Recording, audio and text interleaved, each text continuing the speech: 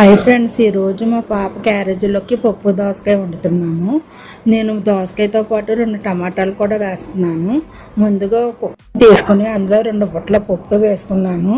దాన్ని శుభ్రంగా కడుక్కొని అందులో దోసకాయ ముక్కల్ని, టమాటా ముక్కల్ని, పచ్చిమిరకాయలు, పసుపు, కారం వేసుకుని స్టవ్ ఆన్ చేసి కుక్కర్ పెట్టుకోవాలి.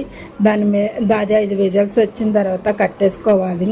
పప్పు గట్టిగా ఉంటే కొన్ని వేడి నీళ్ళు పోసుకొని ఉప్పు వేసుకొని మెత్తగా మెదుపుకోవాలి. తర్వాత తాలింపు పెట్టుకోవాలి.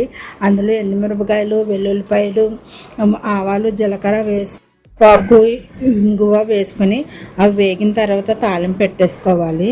బాక్స్లో పప్పు అన్నము, దాని మీద నెయ్యి వేసుకుంటే బాగుంటుంది. తర్వాత ఒక బాక్స్లో కోడిగుడ్డు అట్టు పెట్టాను. మా పాప డైలీ మజ్జిగ పట్టుకెళ్తుంది, అందుకే మజ్జిగ చేసి ఒక సీసాలో పోసాను.